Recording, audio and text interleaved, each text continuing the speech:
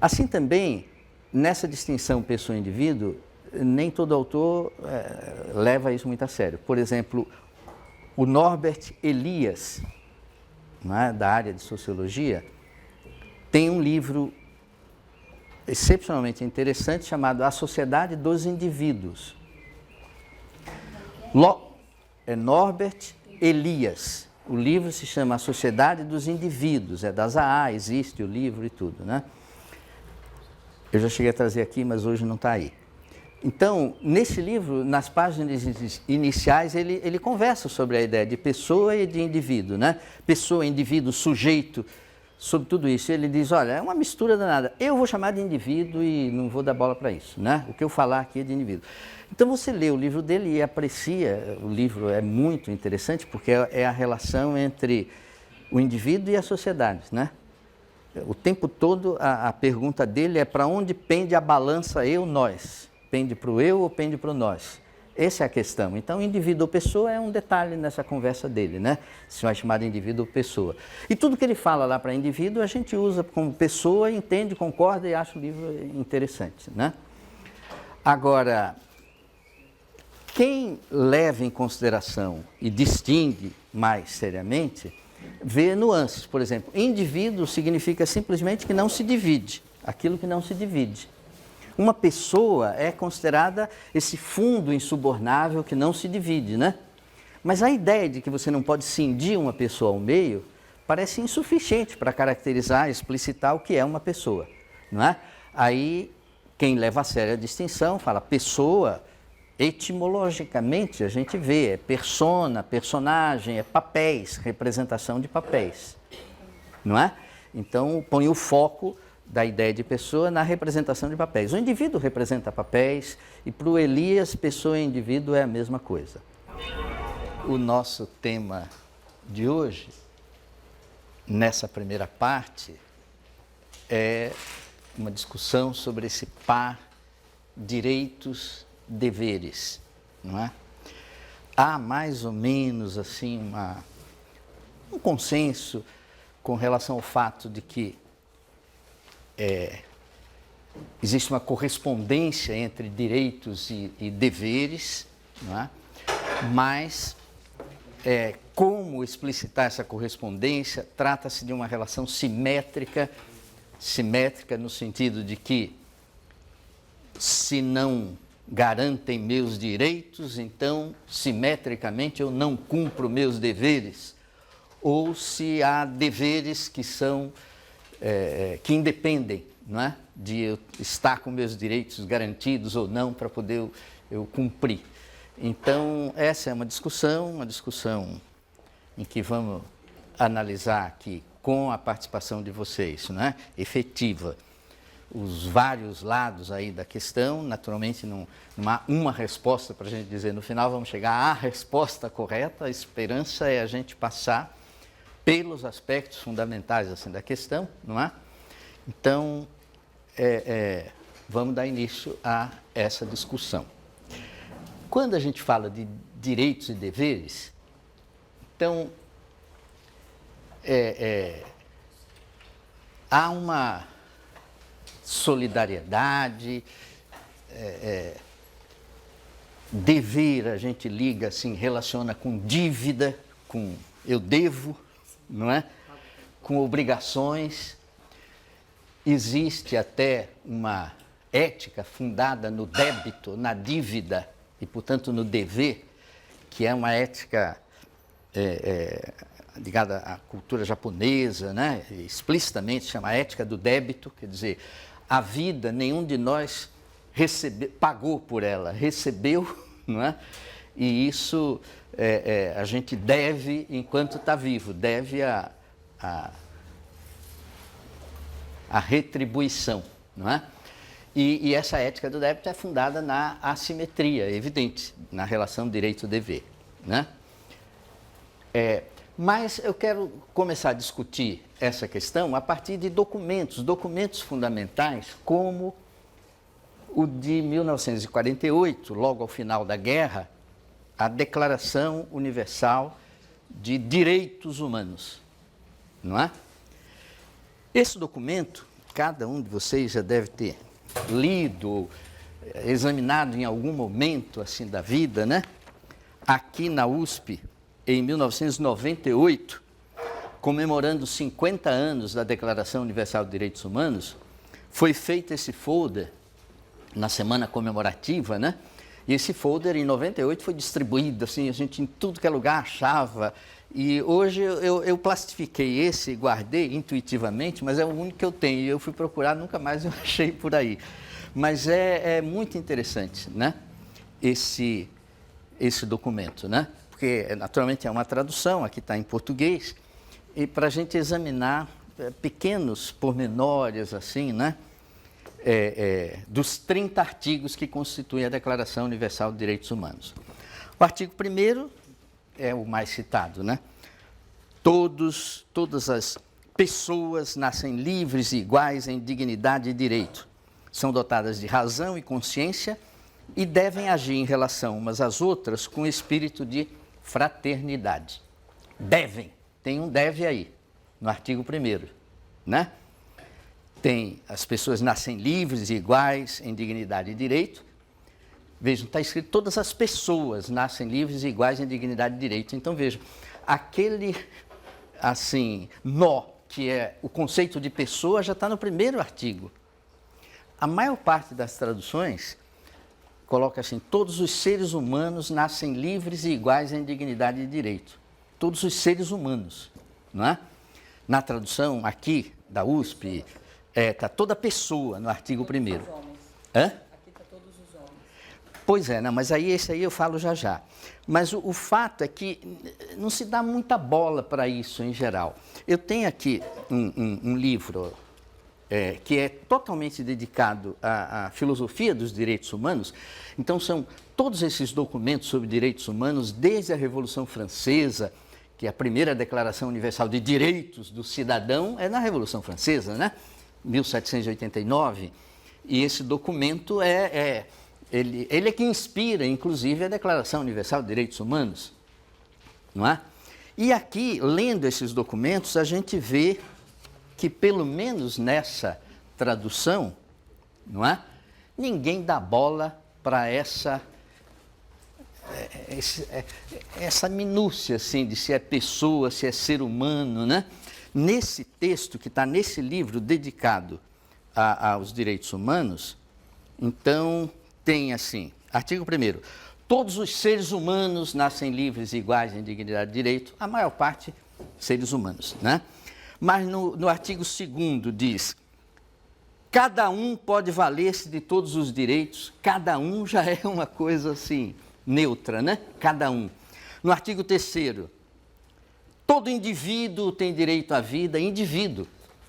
Pulou-se de pessoa para indivíduo sem nenhum, não é? Numa boa, assim, ó. Depois o artigo 4, ninguém será sujeito, ninguém, né? E vai por aí, ó, ninguém, toda pessoa, variando de artigo para artigo, depois volta a indivíduo, pessoa, é uma salada. Ninguém dá muita bola para isso e tudo. Eu estou chamando a atenção disso porque no texto aqui da USP, houve esse preciosismo de todos os 30 artigos falam de pessoa. Todos os 30. Desde o 1º, que o mais comum é seres humanos, aqui está pessoa, toda pessoa, né?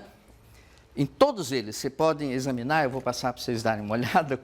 É uma curiosidadezinha, mas não é desprezível, porque o peso todo da ética, da garantia de direitos, está no que é uma pessoa, não é? Isso é que já coloca o mundo dividido mais ou menos em duas partes, o Oriente e o Ocidente, na perspectiva do que é uma pessoa, não é? De cara a gente já vê essa cisão, não é isso? Então, deem uma olhada aí nessa curiosidade, né? Mas a coisa que mais chama atenção e que é destacada, assim, destacada mesmo por vários autores, né? O Bobbio, que é uma pessoa de filosofia, mas de política, foi senador italiano durante anos e anos e anos e anos, né? Ele tem muitos livros sobre o tema, inclusive ele tem um chamado, um livro do Bobbio chamado A Era dos Direitos. A Era dos Direitos, foi traduzido. Esse aqui está em inglês, mas existe a tradução assim em português, né? Agora, o Bobbio, num diálogo pouco antes de ele falecer, num dos últimos livros, que foi esse diálogo em torno da República, não é? Com um outro professor, o Maurício Virolli, ele diz assim, ó, se eu ainda tivesse alguns anos de vida, coisa que não terei, ele já está com mais de 90 anos e muito consciente e tudo, ele diz assim, se eu tivesse ainda alguns anos de vida, coisa que não terei, eu estaria escrevendo o livro A Era dos Deveres. A Era dos Deveres. Não é? Porque a gente entende essa ênfase no direito, no documento, como a Declaração Universal de Direitos Humanos, no livro do Bobbio, A Era dos Direitos, porque a gente estava vendo um mundo destroçado, sem garantia alguma, não é? Um mundo pós-guerra, virado de ponta cabeça, era preciso recomeçar, dizer, não, gente, para com isso, campo de concentração e não sei mais o quê, para com isso, agora, né, era preciso reavivar essa questão dos direitos, mas que o documento é desequilibrado nesse sentido, ele só fala de direitos, dos 30 artigos, há 2 referências a deveres. No primeiro, quando se diz isso, né, todas as pessoas nascem livres e iguais em dignidade e direitos, são dotadas de razão e consciência e devem agir em relação umas às outras com espírito de fraternidade. Isso é um dever, tratar os outros como irmãos, não é? E outra vez, só no artigo 29, se fala de deveres de novo, se diz assim, ó, toda pessoa tem deveres para com a comunidade, em que o livre e pleno desenvolvimento da sua personalidade é possível. Toda pessoa tem deveres em relação à comunidade. É pouco explícito, mas ressalta os deveres em relação à comunidade, não é? Só isso. Os outros 28 artigos são todos garantias de direitos. Bom, nesse livro, Crônicas da Ultramodernidade, um autor que a gente lidou com ele aqui ao tratar da ideia de inteligência, que é o Marina, nesse livro, Crônicas da Ultramodernidade, ele discute a retaguarda, né? O que estava por trás, o que estava acontecendo quando da discussão da elaboração desse documento, a Declaração Universal de Direitos Humanos. E ele diz, havia uma corrente grande, está aqui isso, né? Nesse livro, num dos ensaios, que se chama A Genealogia dos Deveres, a gênese, né, dos deveres. Então, nesse ensaio, o Marina fala sobre esse ambiente na elaboração desse documento e diz, se falou que havia uma disputa, se queria pôr direitos e deveres, uma carta de direitos e deveres humanos, mas naquele momento seria inócuo investir tempo nisso, né? Naquele momento. Por que seria inócuo? Porque o mundo estava destruído, a gente queria era começar, e quando se põe deveres, quem não cumpre o dever tem que ter uma pena. Quem ia fazer isso, né? Assim, cuidar disso. As instituições internacionais não têm força para coagir ninguém, né? Nem hoje ainda, né? Passados esses anos todos. Imagina naquela época, obrigar alguém. Então ele falou, seria inócuo e parou na garantia dos direitos. Porém, nos Estados Unidos, que tiveram um papel decisivo no final da guerra, não é? Na guerra, Segunda Grande Guerra e no final, nos Estados Unidos, no próprio ano de 1948, foi constituído um documento chamado Declaração Americana, não é universal, a Declaração Universal é essa que a gente estava vendo, né? Mas em 1948 mesmo, houve a Declaração Americana dos Direitos e Deveres do Homem. Isso é pouco comentado. Eu nem entendo muito por que é tão pouco comentado. Tanto é que desses documentos todos, só um eu tirei xerox e trouxe aí para vocês, que é esse, né? Vocês têm aí esse documento. Então, vejam, é uma conferência internacional americana, naturalmente liderada aí na época, né, 48, pelos Estados Unidos, fala dos povos americanos, né?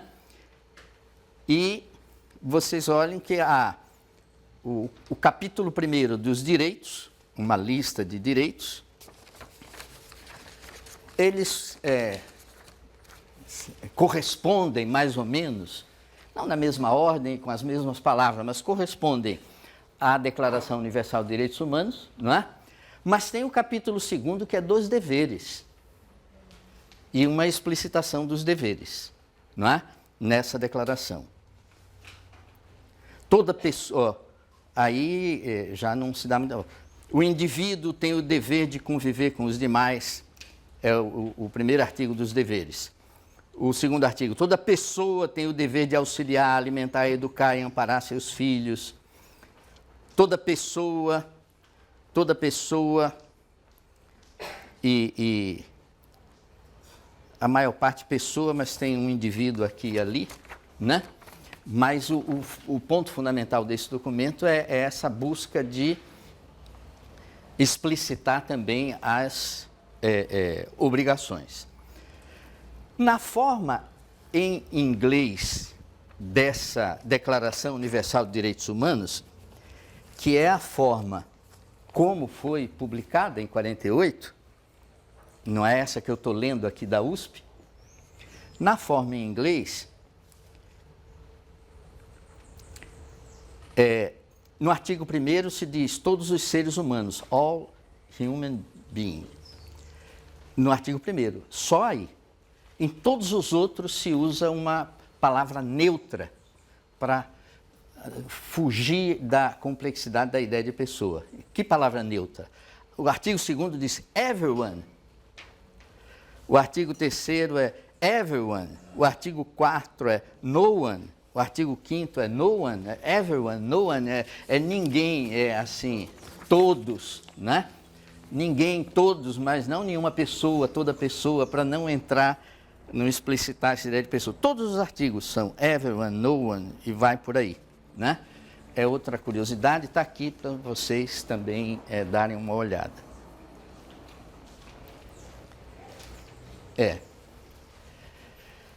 No fundo, resumindo isso que aparece nesses documentos,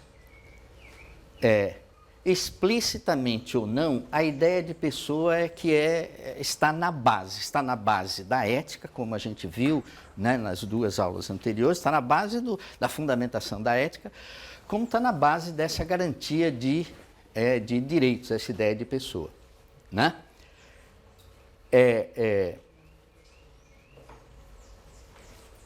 Éticas como a do Jonas, Hans Jonas, fundada pelo Jonas no princípio responsabilidade, avançam no sentido de incluir o ambiente e a responsabilidade pela manutenção da vida, a vida da pessoa, mas a pessoa, há uma espécie de ecologia cognitiva, né, para a pessoa, pensar a pessoa assim, no ambiente.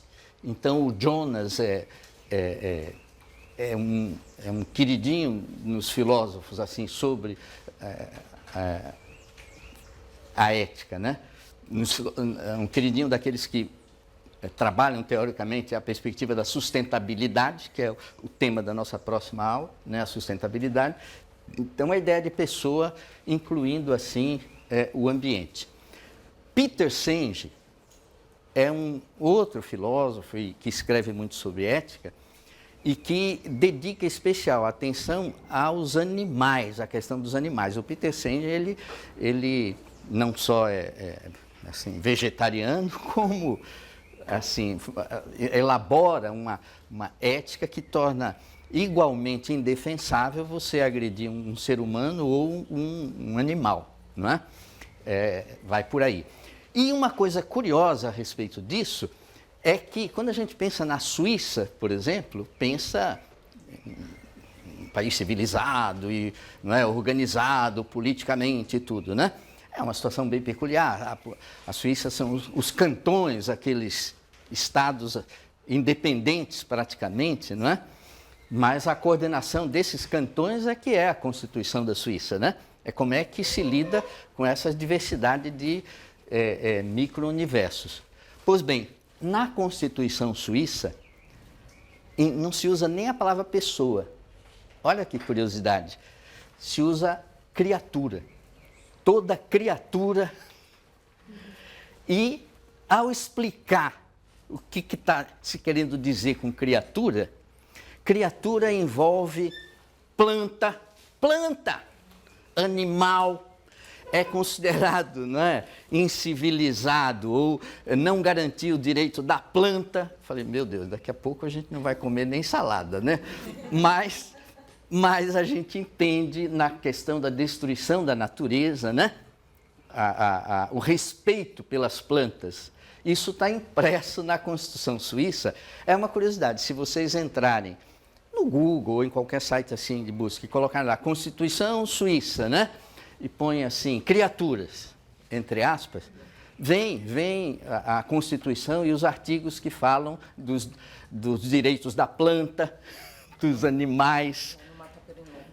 É um luxo, assim, para quem já tem os direitos básicos das pessoas garantidos. A gente fica correndo atrás dos direitos de garantia da vida, alimentação, casa para morar, né? É um mínimo, mas quem já passou disso daí está preocupado em garantir os direitos, né? E os deveres nossos em relação às criaturas, não é? E aí é que a coisa começa a ficar interessante, porque veja, quem fala criatura está falando de criação. Quem criou, né?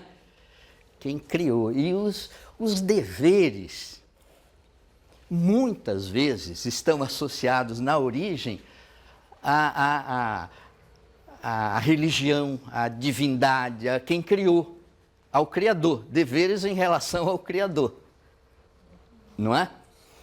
Claro que há aí direitos e há deveres, mas toda religião se funda nesse vai e vem entre direitos e deveres.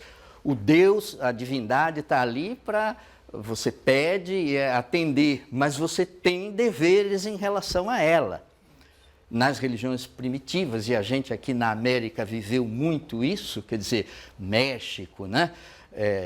Essas civilizações, os astecas, os maias, os incas, havia a instituição do sacrifício muito forte, não é? O sacrifício. O sacrifício, o que era? Era pagar a Deus aí o que ele estava dando, né? Era dizer, olha, ele está atendendo a gente, mas a gente tem a obrigação de fazer isso, né? Sacrificar seres humanos, e o que existe ainda simbolicamente em muitas religiões, né? O sacrifício, o sagrado, o sacrifício, né? Como os deveres que correspondem ao bem que a gente recebe de quem criou, né? Então, não é à toa, não é uma brincadeira, né? Gente, eu vou falar mais um pouquinho e vou passar a bola para vocês, para a gente começar a discutir a partir da perspectiva de vocês só, né? São 4, 5 slides aí e vamos em frente.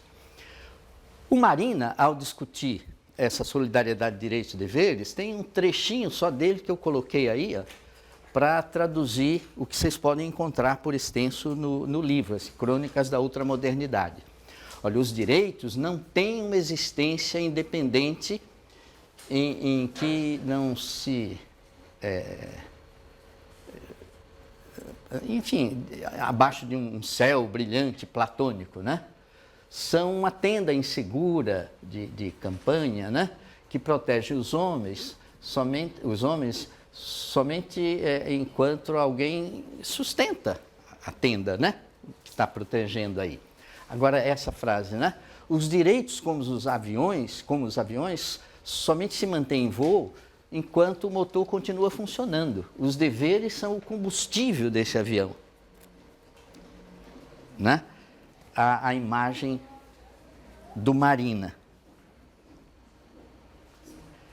O Bobbio, né, nesse debate em que ele promete e jura que se ele tivesse mais uns aninhos ele ia escrever um livro para equilibrar a era dos direitos, um livro que era a era dos deveres, e a argumentação está aí dentro para quem quiser olhar, não é? Ele diz, como fazer nascer o senso do dever onde ele falta? E a resposta, porque essa é uma entrevista nesse livro, né, com a educação. Porque partimos do pressuposto de que o animal homem deve ser domesticado. O pressuposto é que não se nasce com consciência, não é? O ser humano não nasce com consciência. Há animais que acabam de nascer e saem correndo, andando, né? Não se pode falar de consciência, mas o nível de acabamento, vamos dizer, já está quase pronto. Ele nasce e já sai vivendo ali junto com os outros, não é? A dependência do ser humano em relação ao outro para poder sobreviver é total. Total, né? Se não houver o outro que cuide da gente, nenhum de nós sobreviveria, não é? A educação é principalmente texto do Bobbio, né? Do Norbert Bobbio. É principalmente a imposição de deveres e não a solicitação de direitos. A educação enquanto caminho para a construção da consciência. Evidentemente, a consciência significa o estado de autonomia, então o estado em que a gente faz as regras da gente. Ninguém precisa ficar de fora nos lembrando de quais são os nossos deveres, não é? Mas isso não é uma coisa que se nasce com, é uma coisa construída.